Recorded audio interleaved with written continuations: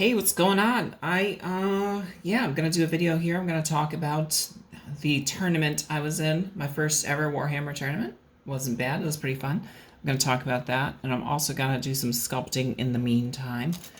Um, One of the things, let's see, before I get going into talking about the tournament, what I decided, I had this little, I don't want to say it's an epiphany, but, well, maybe, I don't know. I was thinking about about plague drones and how I still don't have an idea. I still want to try them. Um, I just didn't have a good idea for them. And I think now what I'm going to do, since I have all these eagle wings, I was looking up like all the fictional and mythical characters that fly. And I saw this picture of a harpy from like, it was like a middle-aged wood print. And I was like, oh yeah, perfectly. If ever there was a cat lady in mythology, it would be the harpy. 100% they're cat ladies. So I thought, all right, I'm gonna make harpies with a little cat on their shoulders like Yoda with throwing weapons. Not this one, obviously, but I'm gonna sculpt one that'll be like, meh. Then I'm gonna put these wings on them. These are from metal minis that I got for Warhawks, I think. I was going to use these Slanesh Demonette heads because they look like the best harpy heads ever. But I decided not to. Yeah, basically it's just, I don't know.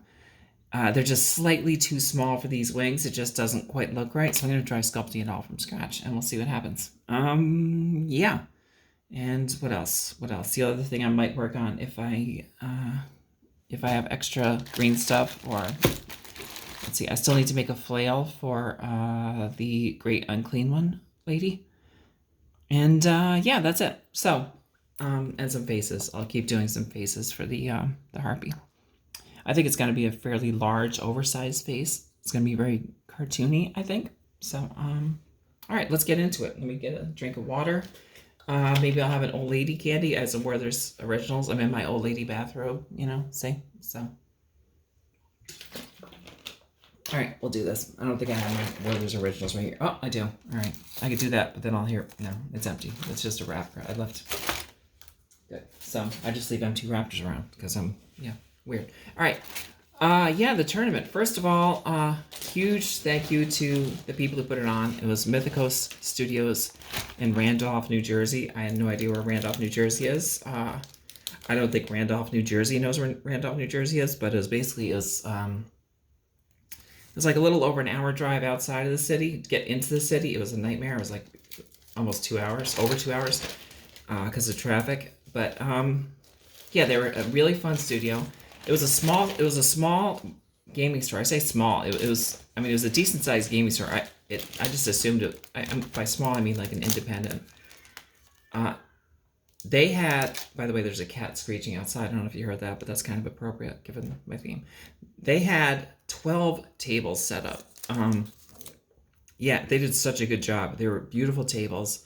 They had enough for 24. We ended up getting, I think, 16 signed up. 1 or 2 canceled, probably 2, because I think we had an even number.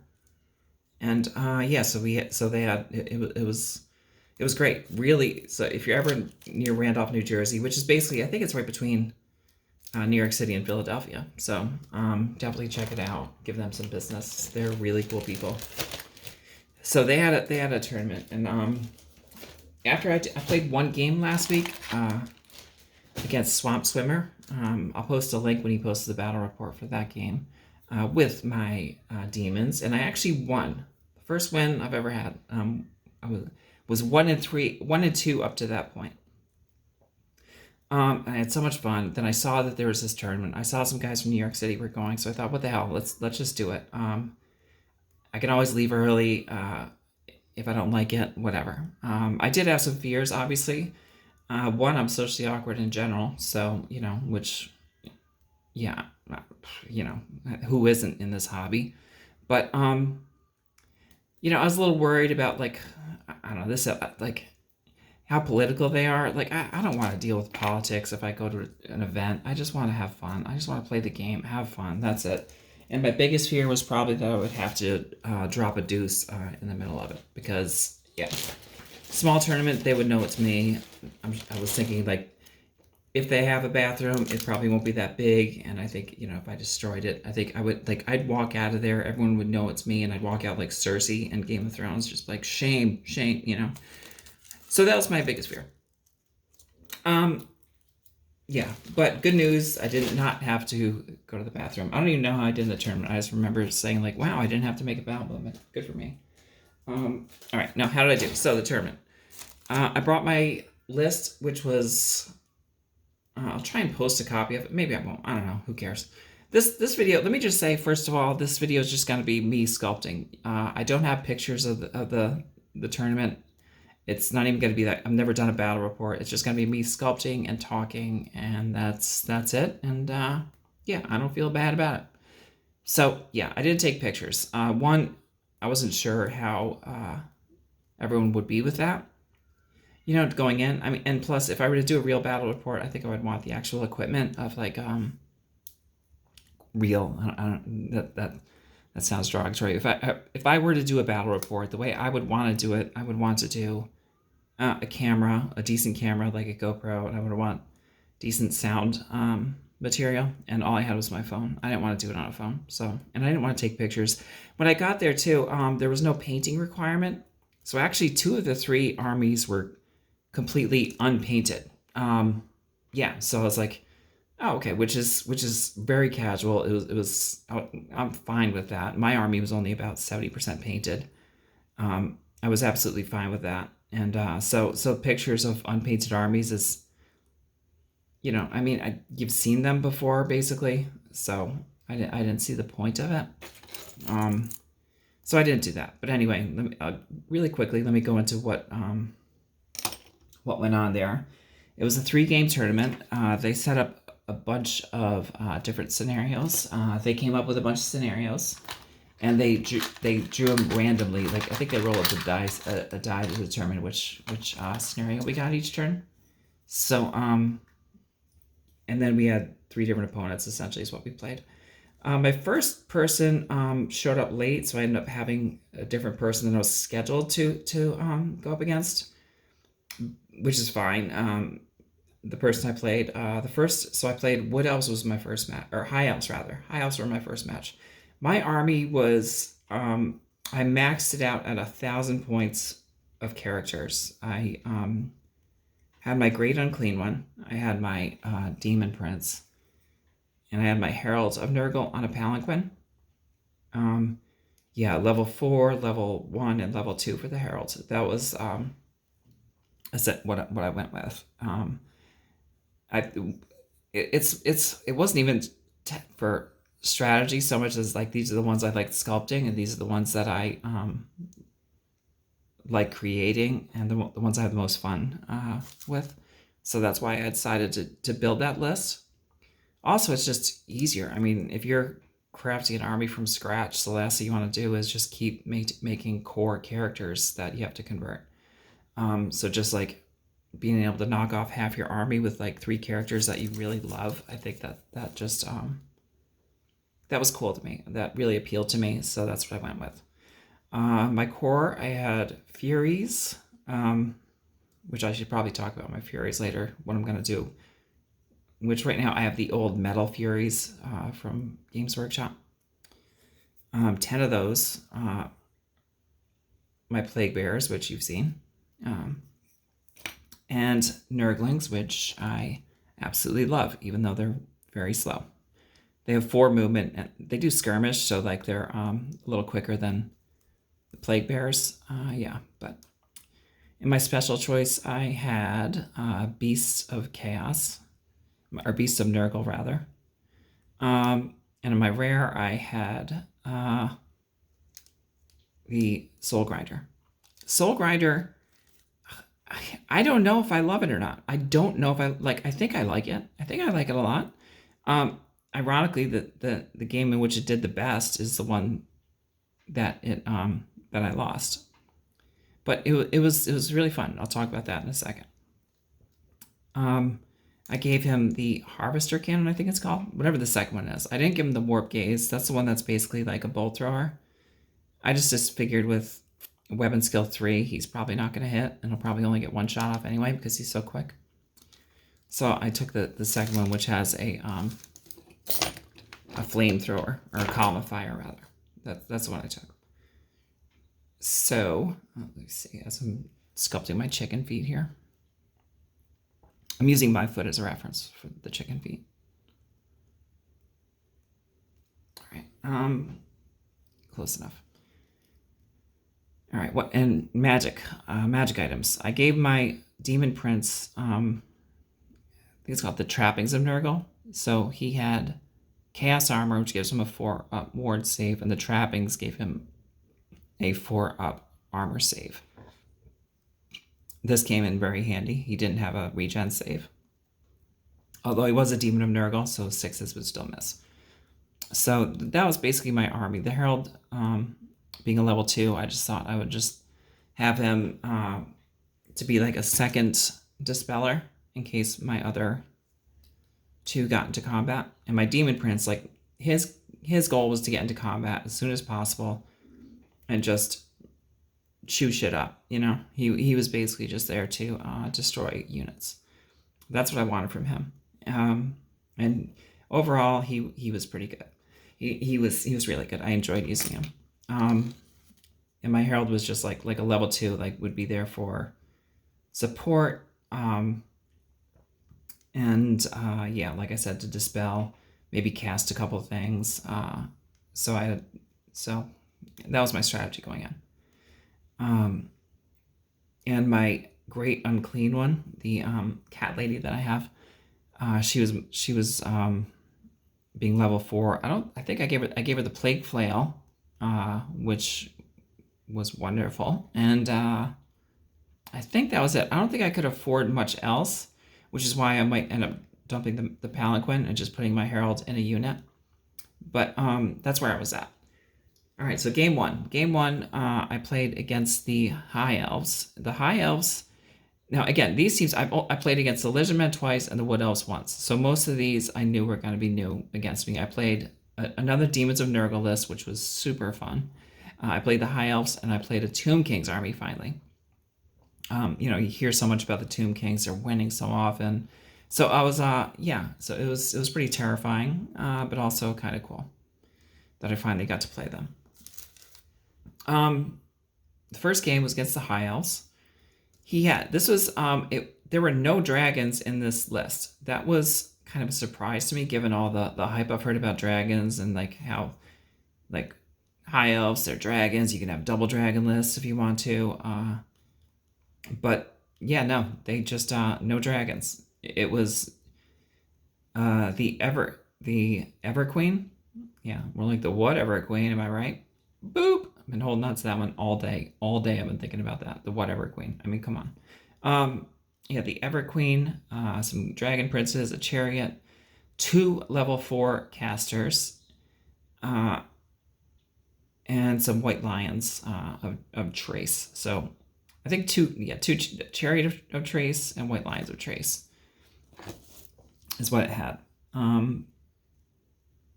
Yeah, so it was interesting. And also 40, I think it was 40. It may have been more than 40, but it was almost 40 handmaidens in a line. So it was line hammer with 40 of these mofos.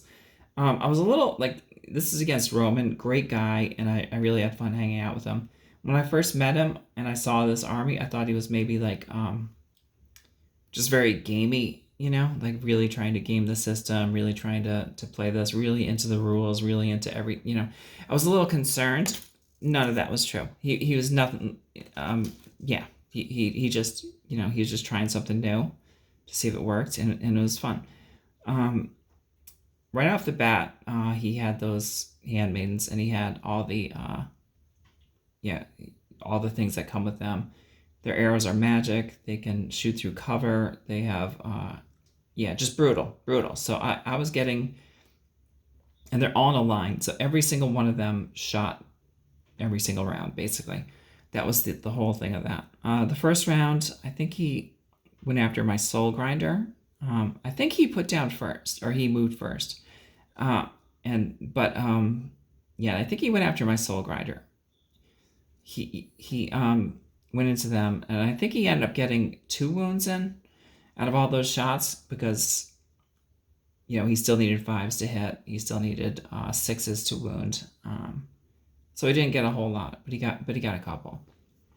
I did I moved him my Soul Grinder as far up the field as I could. I also had my Demon Prince up there. He took a shot at them one turn, and I started moving my Nurglings, who were my Great Unclean one, who was behind my unit of Nurglings. He started moving them up as well. I started moving everything up. Just everything, charge forward as much as you can. My Furies, just charge forward as much as you can. My hope for them was to flank the unit of the 40 Handmaidens, thinking like, well, if I flank them, I can get into combat with them at least, and they won't be able to shoot at me. So that was my strategy right off the bat. So I kept going forward. He sat back and shot. The only one he moved forward, he did move forward his White Lions, who ended up getting into it with my Plague Bearers. And this was a fun combat. He also had a level 4 mage in there, but he didn't have any assailment spells. Magic was not really a huge factor here. He got up there pretty quick. He got in range to charge with his White Lions, but they're impetuous, I think. I think they are impetuous. He actually failed the charge. So, So he ended up being just a couple minutes short, and I was able to get a charge on him the very next turn with my Plague Bearers. And that was a combat. I think he won the first round, but I won every round after that, and eventually I destroyed them totally, which was kind of cool. I was not expecting that. My Dragon Prince with his Fly 9 was able to get across the field really quickly. We got in a position where he had his Chariot and his Dragon Princes still sitting in his deployment zone all the way on my right. So on my right side, I had the Furies going up, and then I had my Demon Prince also going up. So I had one turn, I was able to charge both of them because they both fly. I was able to charge with my Furies and my Demon Prince into them. And somehow, it was a good combat. I think he only lost by 1 or 2. I don't know if he did a wound, but I didn't do much either, but I did enough. Now, maybe I did a couple wounds on him. And he ended up losing combat, and he ended up breaking. He rolled over his everything, over his unmodified leadership. He broke. So his Dragon Princes, which were probably one of his most expensive armies, gone right off the board. Which pretty much that was it at that point. It was round 3, I think. Like, his Dragon Princes were gone. His White Lions were gone. All he had a Chariot. He had 1 level 4 wizard. He had his Everqueen and that huge block of handmaidens. So when they ran off the board, I tried to keep my Demon Prince back. I tried to restrain him. Did not restrain him, but I was able to restrain my Furies. On that side, and my Soul Grinder was just cruising up the board. At one point, I think he was trying to take shots at my Demon Prince, so I got my Soul Grinder into position to charge on the next turn, thinking like, well, if I charge, he probably won't live, but at least they'll stop. They won't be able to shoot. That's where I was at with that. So my Soul Grinder was about 2 inches from them, and got destroyed. Roman took shots with everyone that could fire and did enough wounds to kill him. But that wasn't that big of a deal.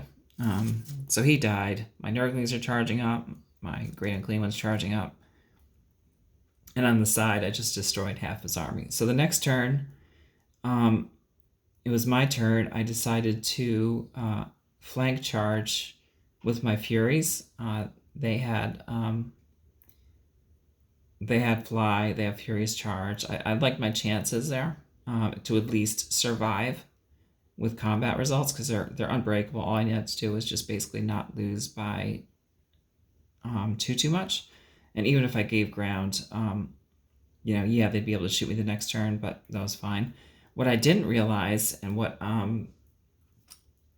ended up being, I felt really like a douchebag for this. By charging him in his flank, because they're skirmishers, half of his army wasn't able to form up into combat because there were so many. There were 40 of them in a line, and about 30 of them were actually like 35 of them were out of range to fall into combat, which means by the new skirmisher rules, they're just dead. They're just destroyed. It was like, I felt like such a douchebag for that. I felt like I was gaming the system. I mean, keep in mind though, he did have a line of 40, so he was definitely gaming the system a little bit too. But I don't think he was. Neither one of us were doing it maliciously. I think we just wanted to play a game, and I think he he likes high elves, So I did not, but I felt terrible anyway. So this is like turn 3. At this point now, he has a chariot that's left, and he has these handmaidens that are about to get destroyed. And I think his wizard. Oh yeah, his wizard tried to retreat. You know what happened was when my demon prince followed up on the dragon princes, he was able to put it basically into his other level 4 wizard, who was kind of in the way of where the demon princes ran. So my demon prince wasn't off the board. He was actually in combat with the level 4 wizard. And at that point, it was like Roman's like, yeah, let's just call it. So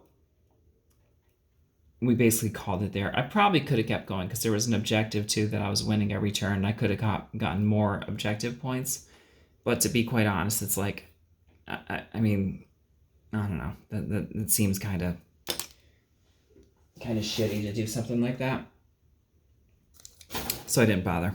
I was like, you know what? You're right. Let's just call it there.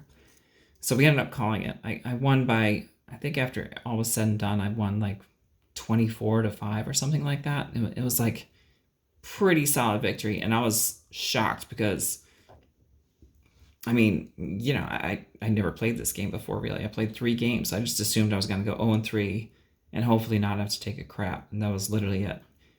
So I won the first game, and I went up, and it was fun. It was fun. Not much else to say about it.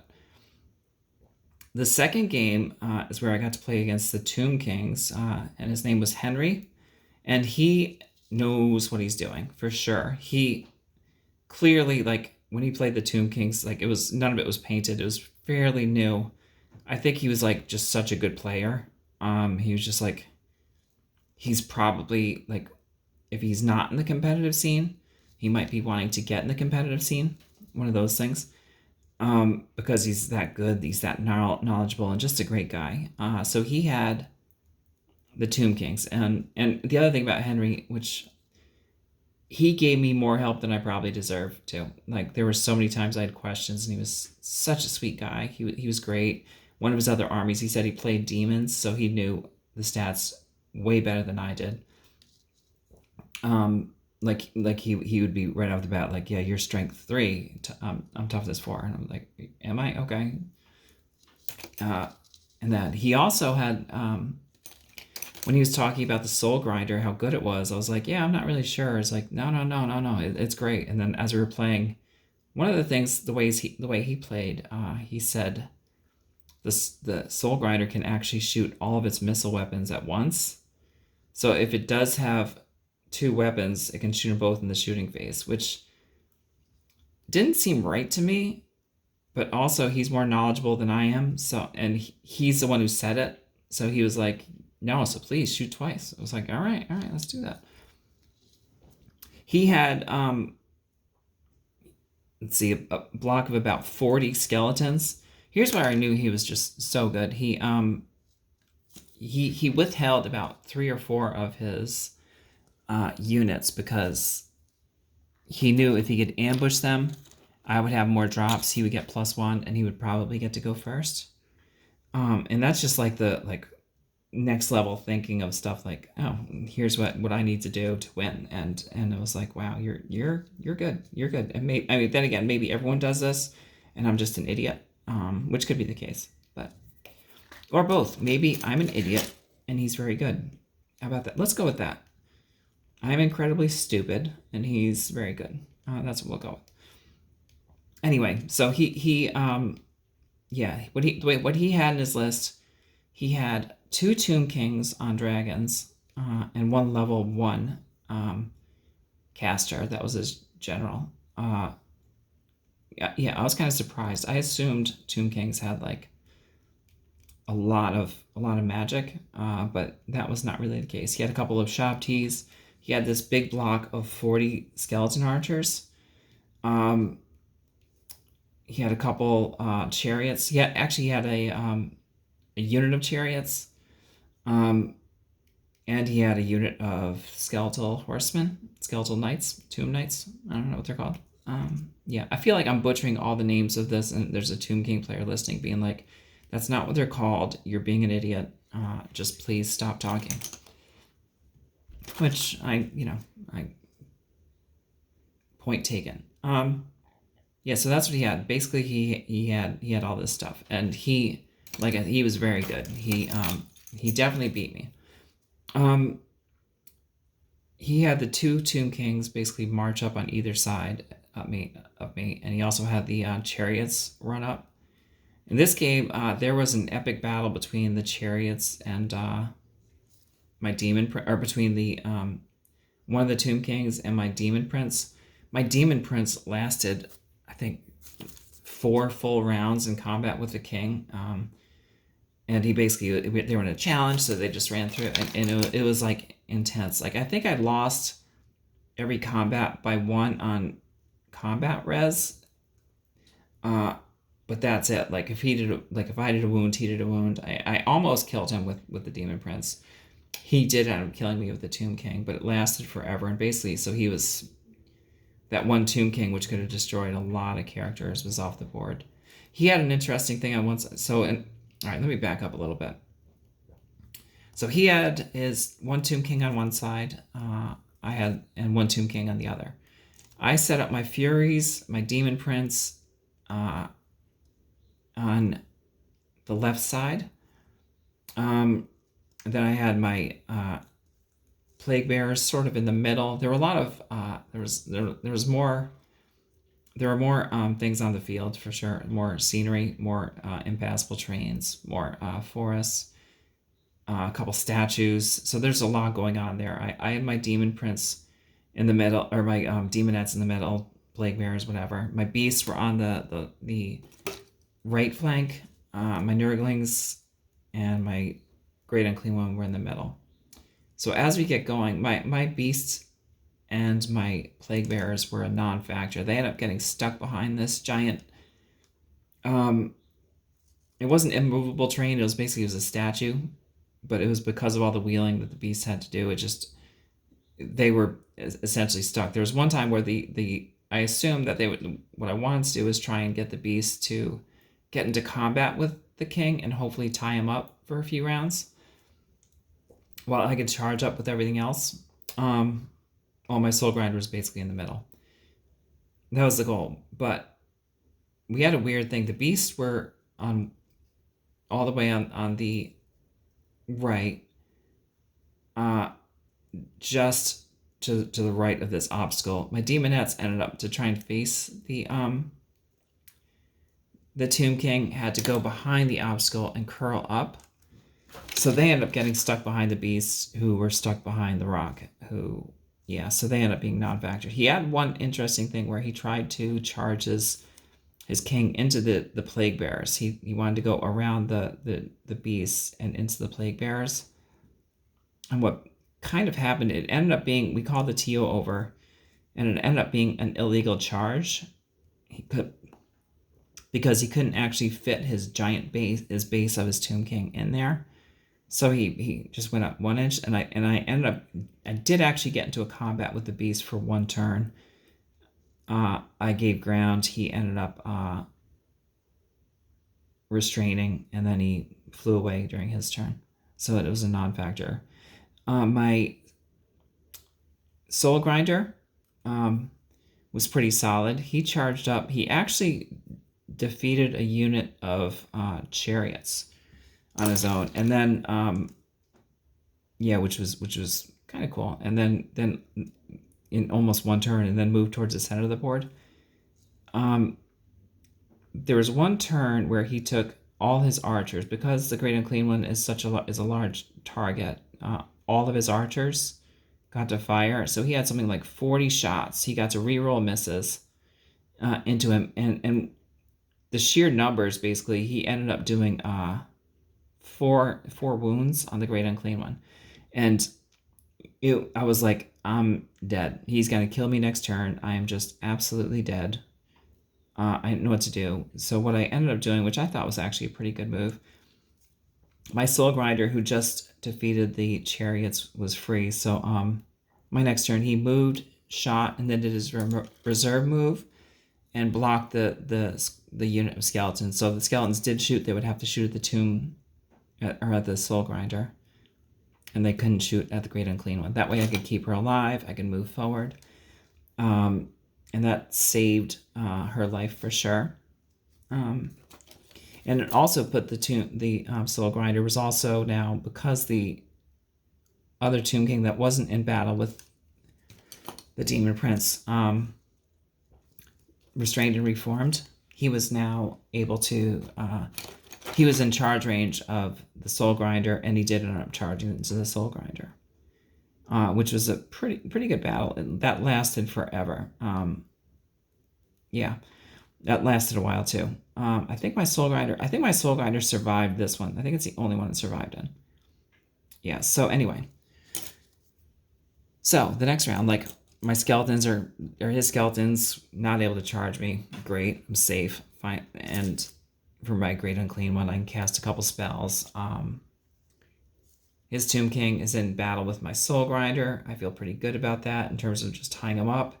And I know in a couple turns I can actually get my Great Unclean One into combat with the king as well. And they can sort of double team him as long as the soul grinder can hold out. Which he did. So the beast still trying to come around the rock. There's the soul grinder and the king were in battle. The Great Unclean One eventually gets in there. He issues a challenge to my Great Unclean One, which I pretty much have to accept, otherwise I'll have to fight the soul grinder. So the soul grinder's in combat, but just watching, which unfortunate. My Great Unclean One and the king pretty close, I think, but I ended up killing him, but barely, and it was only because I had a couple spells that I cast that reduced his strength and toughness, that made it easier to wound. Plus, I had a plague flail that did D3 wounds. One thing I forgot about, which I was reminded of in the third game, was that a flail on its first turn actually gets +2 strength in the first round of combat, which I completely, no idea. I know I read that, I know I knew that, but I totally forgot it. So didn't end up happening in this combat, but that's fine. He ended up winning anyway. All right, are you gonna balance there? Yeah, on your tactical tree branch. All right, good. Yeah, so where was I? The king and the demon prince are on the left-hand side, locked in battle for the ages. The other side, the soul grinder, the demon prince on the other king, ended up beating him. Then when the plague bearer is done, the Great Unclean One beat the king right as the other king beat the demon prince. So they ended up charging each other, getting locked in battle, and I ended up losing. The king ended up beating the Great Unclean One in the last turn. There were also objectives here. There were five objectives. We ended up removing on a dice roll. On turn 2, we removed 2 of them. So by the end, it kept going back and forth. He had 2 objectives every single turn. I had 1 for a few turns. The last turn, though, he had all 3 objectives, and I didn't even bother going into him. For him. I figured at this point it was like they're on the other side of the board. I don't have enough units to chase into him. It just became this, it is what it is. I'm not going to get the objectives. Let's just hope I can win on points. So the last turn, he ends up killing my Great Unclean One, who only has 2 wounds left at this point because of all the damage done by the arrows with his king. He has all 3 of the objectives, and just points in general. He ended up winning, but it was way closer than I thought. And also the fact that I lasted that long against the Tomb Kings, it was great. And Henry was such a great guy. He was so many things, he's like, yeah, you need, do this, and you'll get this. And I'm like, all right, yeah, I had no idea. So he was great, and and a really good player. My final game was against another Demons of Nurgle team. Mono Demons of Nurgle. His were of the normal variety, not the cat variety. He had a Great Unclean One, a Demon Prince, a huge block, 2 huge blocks of Plague Bearers. He had Beasts. He had Nurglings. Basically, I had a Soul Grinder. He had more Plague Bearers. That was about the only difference. We had a great match. It was insane because a couple things that with Nurgle, like one, the re-rolling 6s, we both had to do, but also their magical attacks. So we had no demon save. He played it interestingly where he said magical attacks do not give you regen. Whereas the game before, Henry said that, yes, you do get regen with magical attacks. And I think like the wording is a little ambiguous, and I know in previous editions, and the wording in the book says are often susceptible to magic and flamey attacks.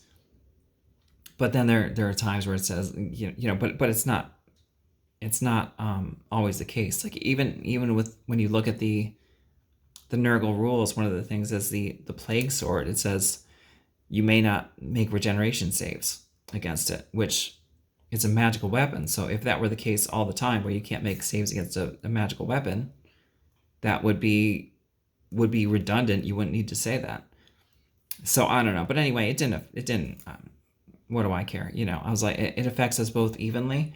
So I was like, sure, you want to play that way? You got it. It was fine. He's such a great guy too. He was another really fun guy. Everyone there was just amazing. Just really nice people. So we had a bloodbath. The whole point of this game was almost like Keep Away, where we each named one unit that if it was alive or if it was killed, the other person got 3 points. For every enemy unit that it killed, we get 1. But we were like, all right, let's just make our Nurglings the ones, and we'll hide them in the corner. So we both did that. I charged up with my Furies to try and get them. I charged too far and ended up being in range for him to charge me with his Furies, who just annihilated me because they had Furious Charge and First Attack. And then they just, with Demonic Instability, they just like were done. In the center, I actually failed my attack. Like it was, my Soul Grinder went charging up the field. I ended up getting in range of him to charge me. I kind of wanted him to charge me. I don't know why. We were just like, it was a long day. We just wanted to go at it. Both of us were just like, let's just scrap it out. Like the 2 Demon Prince on Demon Prince, unclean one on unclean one. So yeah, we end up just going headfirst into the center objective. My Demon Prince charged his Plague Bearers and whittled them away in a few turns, like just killing 5 every turn, basically killing 4 or 5 every turn. Losing combat the first couple because of combat res, but then winning outright. His Demon Prince charged my, I can't remember, I think he charged my Beasts and was just whittling away at them. My Soul Grinder, took a couple shots and, but was charged by his Great Unclean One, who smacked the piss out of him. He just, it was 1 turn, hit twice, D3 each times, dead. It was insane how quickly he died. We were both laughing at that. But he did put himself in charge range of my Great Unclean One, barely, but all I needed to roll was a 3 on 2. If I rolled a 3, I was fine, and I could get into charge range. But there was an obstacle in the way. So the obstacle, the way the rules were written, is that if you charge through the obstacle, you lose your initiative bonus. As it turns out, I rolled a 1 and a 2. I didn't make it in. He charged me next turn, but he had to go through the obstacle. he didn't get the initiative bonus. We both attacked at the same time. Great unclean one on great unclean one. It was epic. I rolled first, even though we both attacked simultaneously. And this is where I learned about the +2 on the first round of attack with the plague flail. He told me about it. I'm like, oh, I wish I'd known that, you know? So I ended up getting 3 hits and killing him. He attacked back, and I was like, we both kind of wanted mine to die too. That would just be an epic. Come on, guys, just one-on-one. Both of you kill each other. Epic. Mine ended up surviving with 2 wounds left.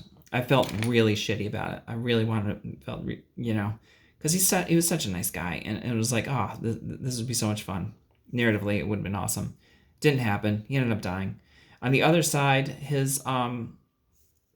he had units of beasts that were just crawling forward, ended up going into my unit of plague bearers and then into my demonic herald.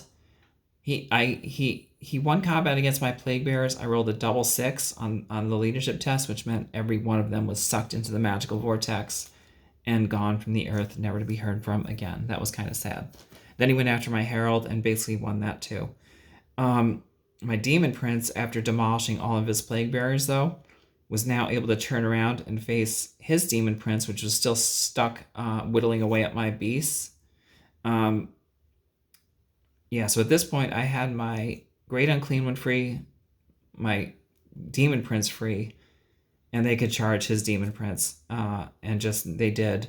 Wiped the floor with him. All he had left was a couple Furies, his Nurglings, and 1 Beast, I think that was left after fighting the Herald and the Demon, the Plague Bearers. That's all he had left. So I charged into the beast, won right away. I felt like we don't need to. We can just call it. But he's like, no, let's do this, man. Let's keep going. And then I joked that I would go after his Nurglings with my Demon Prince. And he's like, no, you can't do that. Come on, don't do that. You know, we were joking. It was so funny. We were having so much fun. Just like every time someone would roll a 6, like, oh, you're fighting Nurgle, re-roll it. It was so much fun.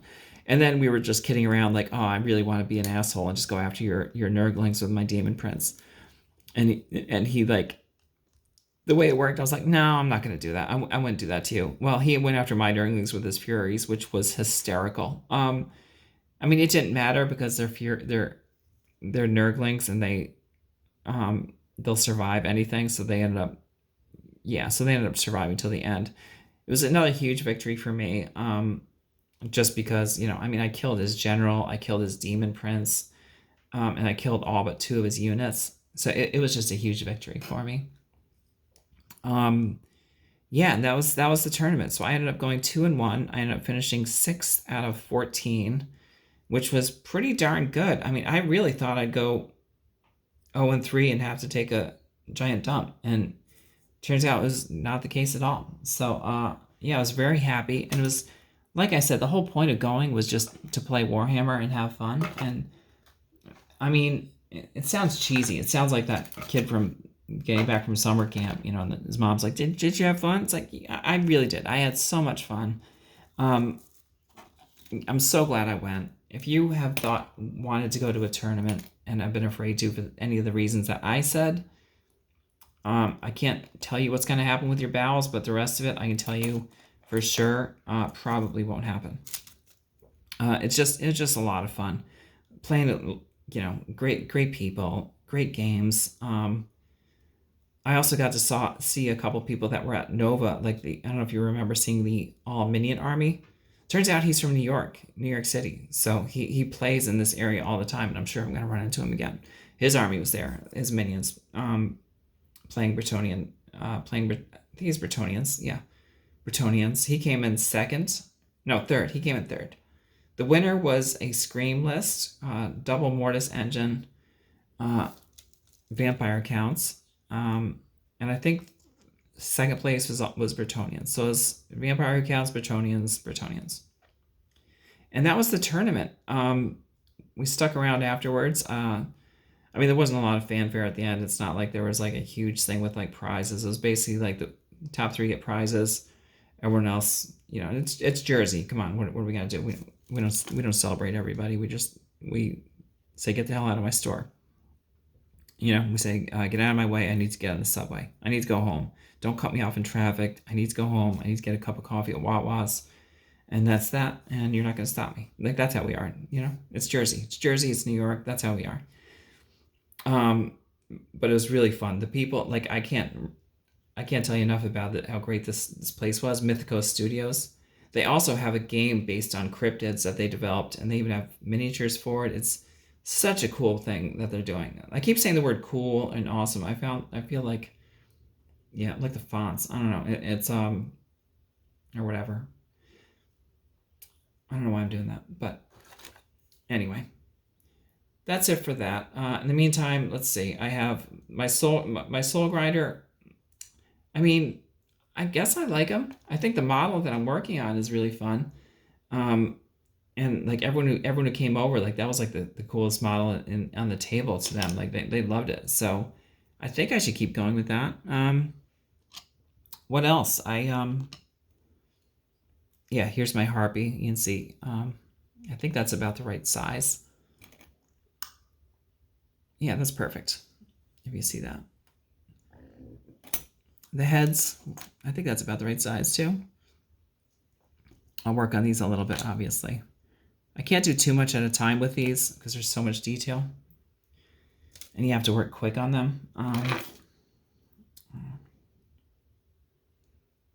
So I'm going to add more in the next round. If I do it all at once, I feel like I just end up smushing around and making my work worse. So in the next, when I come back to it, I'll add some more detail. I'll add the eyes. I'll add some wrinkles and more fearsomeness. And I'll give her a chin. And I'll fix that nose. I'll bulk up that nose. But anyway. Now these, making wings for my new idea for Furies was to put these leathery wings on these cat toys that look like they've been experimented on. Yeah, so that's like a little robot, little metal eye. So those, the wings I'm going to put like this. And what I think I'm going to do for the skin, I'm going to try something new. I'm going to use toilet paper and glue. Yeah, I think that'll work out good. I think it'll give it a leathery sort of thing. So that's what I'm going to go with. Because I have a bunch of these. I bought these thinking I wasn't sure how I would use them, but they were like $3 on eBay because they're made of whatever weird chemicals that people are trying to get rid of. Yeah, that's it for the army. I have this much putty left. Let me just finish a little side project I'm doing. I'm going to put them on here. What else? I was thinking on starting a new army for next year. I thought, like, you know, this is pretty much done. But I still have to finish the soul grinder. I have to finish the Great Unclean one. I still have to finish the Furies, the ones that I have. Either paint the old ones. I bought these guys for possibly converting into cat girls, but I don't know. They're not as easy to do quick things with as they used to be. But I still think I can do something with if I just add cat ears or whatever. I might still do that. If I do that, I could just throw on green stuff ears, paint them, call it a day. But we'll see. I don't know. This is just a side project I'm doing. Yeah, so we'll see. If I do another army next year, it will be ogres. Obviously, it's going to be a legacy army because I'm the exact opposite of meta chasing. I work on junk armies with junk at home. So that's it. Yeah, this is the last of the putty. Where am I going to put it? When the putty's gone, the stream is over. What am I going to do? I'll put it right here. And I'll smush.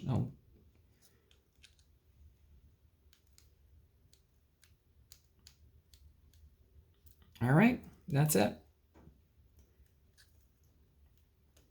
I'm also starting to use less milliput in my green stuff. It gets so crumbly that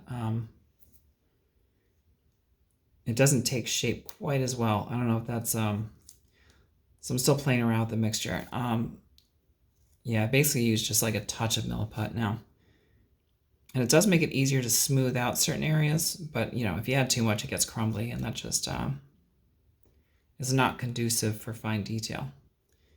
So, all right, well, that's it. I hope you enjoyed this stream. I'm sorry it was so long. I hope you guys, if you have played a tournament, I would love to hear how you did, what your thoughts were on it. And yeah, what else you're working on. Thanks.